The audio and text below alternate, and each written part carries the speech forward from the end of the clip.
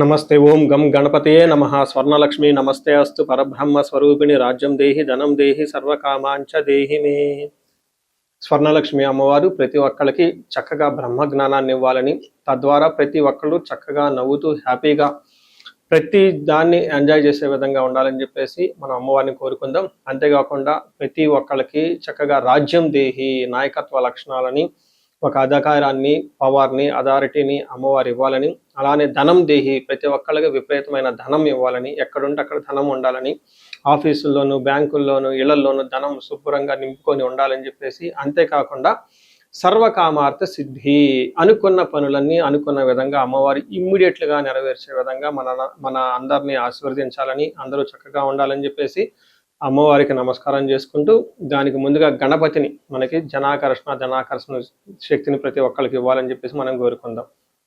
ఈరోజు టాపిక్ మనం చూసుకుంటే గురువు మారుతూ ఉన్నారు.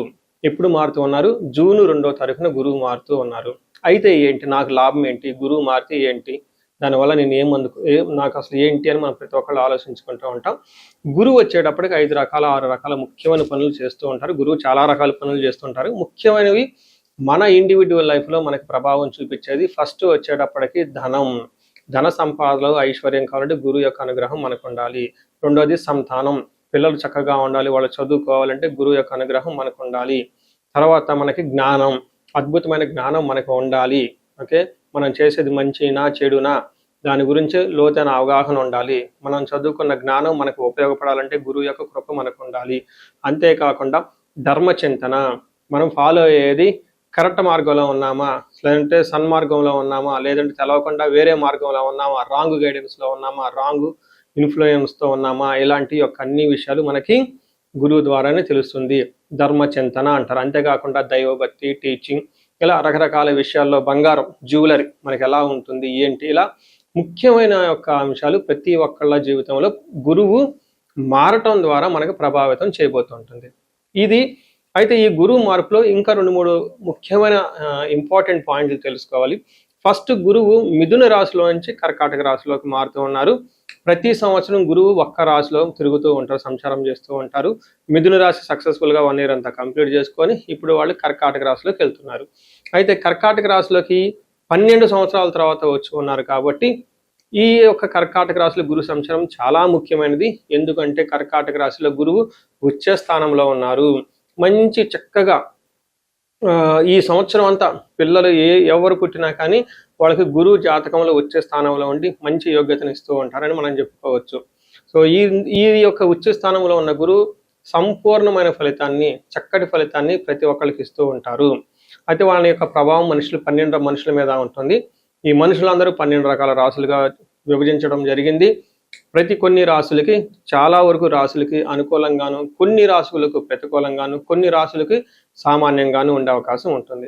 ఇప్పుడు మనం గురువు ప్రతి ఒక్కళ్ళ రాశులకి మేష నుంచి మీన వరకు ఎలాంటి ఫలితాన్ని ఇస్తూ ఉంటారు, ఆ ఫలితాలను మనం ఎలా ఎంజాయ్ చేయొచ్చు, ఇన్ కేసు ఫలితాలు కనుక సరిగ్గా వాళ్ళకి అనుభవంలోకి రాకపోతే ఏం చేయాలి, అలానే కొన్ని రాశులకి ఖచ్చితంగా ప్రతికూలమైన పరిస్థితులు ఉన్నాయి, ఎలాంటి ప్రతికూలమైన పరిస్థితులు ఉన్నాయి, వాటిని తప్పించుకోవడానికి మనం ఎలాంటి పరిహారాలు చేసుకోవాలి అనేది కూడాను 12 రాశుల వైజ్గా ఆ రాశికి ఎలాంటి ప్రభావం ఉంటుంది, దానికి మనం ఎలాంటి పరిహారాలు చేస్తే చక్కగా ఉంటామో కూడా మనం ఈ వీడియోలో మనం చక్కగా తెలుసుకుందాం. ఇప్పుడు మకర రాశి గురించి చూద్దాం. మకర రాశి వాళ్ళు ఏలినాటి శని ప్రభావం నుంచి బయటపడటంతో పాటు కెరియర్లోను, ఉద్యోగంలోను చక్కగా చాలా మంది దూసుకొని వెళ్ళిపోతూ ఉన్నారు. ఒక్కొక్కళ్ళు కొంచెం వాళ్ళ యొక్క పాత ప్రాబ్లమ్స్ నుంచి బయటపడిపోతూ ఉన్నారు.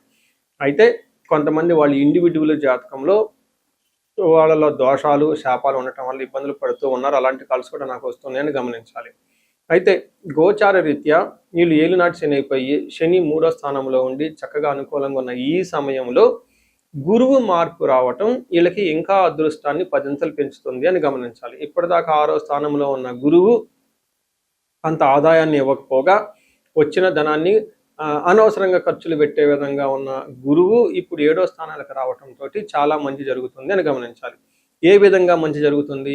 మన సంస్కృతంలో మహర్షులు ఏం చెప్పారంటే, మన పురాతన గ్రంథాల్లో రాజదర్శనం, ఆరోగ్యం, గాంభీర్యం, గాత్ర పోషణం, అభిష్ట కార్య సిద్ధిచ్చ సప్తమస్తే భవేద్ గురు అని చెప్తారు. అంటే రాజదర్శనం, హైయర్ అఫీషియల్ని కలుస్తూ ఉంటారు, ఇన్ఫ్లుయెన్షియల్ పీపుల్ని కలుస్తూ ఉంటారు, ఆరోగ్యం బాగుంటుంది, గాంభీర్యం అంటే చాలా గాంభీర్యంగా ఉంటారు, డిగ్నిటీగా ఉంటారు, స్టైలిష్గా ఉంటారు, హైఫైగా ఉంటారు, గాత్ర పోషణం శరీరాన్ని చాలా చక్కగా నీట్గా పెట్టుకుంటూ ఉంటారు, అభీష్ట కార్యసిద్ధి అనుకున్న పనులన్నీ అనుకున్న విధంగా టకా చేసుకుంటూ చక్కగా సక్సెస్ఫుల్గా వెళ్ళిపోయే అవకాశం ఈ రాశి వాళ్ళకి చాలా ఎక్కువగా ఉంది, బాగుందని చెప్పుకోవాలి. అంతేకాకుండా వీళ్ళకి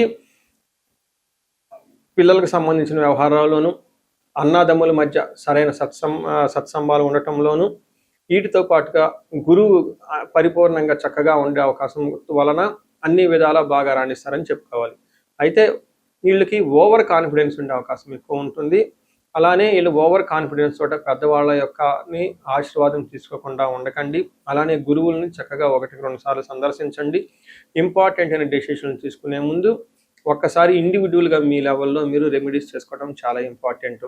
ఇన్ కేస్ మీకు ఇంకా జాతకంలో మీకు రియల్ లైఫ్లో అంత అనుకూలంగా లేదు, ఇన్ని పాజిటివ్గా ఉందని మీకు ఎప్పుడైనా అనిపిస్తే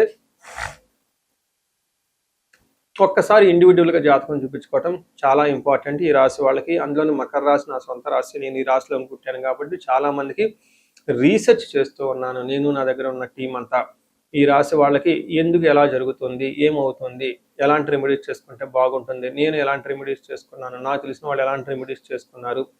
అయితే ఇప్పటిదాకా బాగున్న ఈ రాశిలో ఇంకా చాలా మంది బాగుగా ఉండాల్సిన అవసరం ఉంది. వాళ్ళ రియల్ లైఫ్లో ఎక్కడైనా ఇబ్బందులు పడుతూ ఉంటే ఒకసారి కన్సల్టేషన్ తీసుకోవటం చాలా ఇంపార్టెంట్ అని చెప్పేసి నేను కోరుతున్నాను. సో చూశారు కదా, గురువు ఈ రాశి వాళ్ళకి ఎలాంటి అనుకూల ప్రతికూలాలు తీసుకుని వస్తున్నారు, ఫలితాలు తీసుకుని వస్తున్నారు, అనుభవంలోకి రాబోతున్నాయో ఈ జూన్ నుంచి 2027 జూన్ వరకు, 2026 జూన్ నుంచి 2027 జూన్ వరకు ఎలాంటి ఫలితాలు ఉన్నారో మనం తెలుసుకుందాం. అయితే గురువు యొక్క అనుకూల ప్రభావం మన మీద ఉండటానికి మనం కొన్ని రకాల పరిహారాలను ఖచ్చితంగా చేసుకోవాల్సి ఉంటుంది. ఒకటి, గురువుకి సంపూర్ణ శాంతి పూజలు చేసుకోవాలి. సంపూర్ణ శాంతి పూజలు అంటే ఏంటి, చాలా మందికి అవగాహన ఉండదు. గురు గ్రహానికి మన శాస్త్రాల్లో గ్రంథాల్లో ఏదైనా గనక ఒక గ్రహం మనకి సరిగా అనుకూలించకపోతే ఆ యొక్క గ్రహం యొక్క మనం ప్రతికూల పరిస్థితుల నుంచి అనుకూలంగా మార్చుకునే ప్రక్రియ ఉంటుంది. దీనికి పరిహారాలు అంటారు. మనకి శాస్త్రాలు ఏ విధంగా చెప్పారంటే గురువుకి జప సంఖ్య 16,000 సార్లు చేయాల్సి ఉంటుంది. అది దేవత, ప్రత్యధి దేవత ఇంకొక 3,000-2,000 సార్లు చేయాల్సి ఉంటుంది. గురుగ్రహానికి ఇటు అటుగా ఒక 20,000 సార్లు జపం చేయాల్సి ఉంటుంది. అలానే గురుగ్రహానికి తర్పణం చేయాల్సి ఉంటుంది, గురుగ్రహానికి దానం చేయవలసి ఉంటుంది, గురుగ్రహానికి హోమం చేయవలసి ఉంటుంది. ఇలా ఈ 4 రకాల ప్రక్రియలను ఎవరైతే చేస్తారో గురుగ్రహ సంపూర్ణ శాంతి పూజలు అంటారు. అయితే ఇండివిజువల్గా వాళ్ళు చేసుకోవటం కష్టం కాబట్టి సద్బ్రాహ్మణుల్ని, దేవాలయాలు ఉన్న పండితుల్ని, లేకుంటే గురువు యొక్క మంత్రాన్ని తీసుకొని వాళ్ళు కొన్ని లక్షల సార్లు, వేల సార్లు ఉపాసన చేసి చక్కగా సాధన చేసిన వాళ్ళ దగ్గరికి వెళితే ఆ మంత్రం వాళ్ళ ద్వారా సిద్ధించి గురువు యొక్క అనుకూలం మీకు అనుకూలంగా ఉంటుంది. ఇది కాకుండా గురువుకి సంబంధించిన దేవాలయాలు అంటే మేధా దక్షిణామూర్తి కానివ్వండి, లేదంటే హయగ్రీవ సంబంధించిన దేవాలయాలు చక్కగా విజిట్ చేయటం చాలా మంచిది. ఇంకా ముఖ్యంగా గురు గ్రహం యొక్క శాంతికి మీరు ఆశ్రమాలు చక్కగా విజిట్ చేయొచ్చు. భగవద్గీత, పురాణాలు, వేదాలు, వేదాంతాలు, ఇలా యాన్షియంట్ స్క్రిప్చర్స్ పురాతనమైన గ్రంథాలను తెలుసుకొని అర్థం చేసుకుంటే చాలా బాగుంటుంది. గురుగ్రహ శాంతి గురించి ఇంకొకటి ముఖ్యమైనదంటే మీకు చదువు చెప్పిన గురువుల్ని వాళ్ళ దగ్గర ఆశీర్వాదం తీసుకోవడం చాలా ఇంపార్టెంట్. సాధువుల్ని, తర్వాత మీ ఇంటికి ఎప్పటి నుంచో అనాదిగా ఉన్న పురోహితులు, బ్రాహ్మణులు, వాళ్ళు మీకు మంచి చెడు చెబుతుంటారు. అలాంటి వాళ్ళని మీరు సత్కరించడం, గౌరవించటం, వాళ్ళకి దక్షిణలు ఇవ్వటం, ఇవన్నీ చేస్తే గురువు యొక్క గురు గ్రహం యొక్క అనుకూలం మీకు అనుకూలంగా ఉంటుంది. అంతేకాకుండా గురువు యొక్క అనుకూలమైన పరిస్థితులకి మీరు గురువులకు సంబంధించిన దత్త చరిత్ర చదువుకోవటం ఇంకా చాలా బాగుంటుంది. ఇంకా మీరు ఆశ్రమాలలో కనుక కొన్ని రోజులు కనుక టైం స్పెండ్ చేయగలిగితే అక్కడ యోగా చేయటం, మెడిటేషన్ చేయటం ఇవన్నీ చేస్తూ ఉంటే గురు గ్రహం యొక్క బలం పెరిగి ఇప్పటిదాకా మనం చెప్పుకున్న పరిస్థితుల్ని చక్కగా ఇంకా మంచి అద్భుతమైన రిజల్ట్ వచ్చే అవకాశం ఉంటుంది. ఇన్ కేసు ప్రతికూలమైన పరిస్థితులు ఉన్నా కానీ ఆ ప్రతికూలమైన పరిస్థితులను అధిగమించి చక్కగా లైఫ్ అంతా ముందుకెళ్ళడానికి అంత అవకాశం ఉంటుంది. ఈ సంవత్సరం ఈ గురువు యొక్క కర్కాటక రాశిలో ఉన్నంత వరకు 12 రాశుల వారికి చక్కగా అష్టైశ్వర్యాలు కలగాలని, భోగభాగ్యాలు కలగాలని చెప్పేసి చక్కగా ఉండాలని చెప్పేసి నేను కోరుకుంటున్నాను. నమస్తే.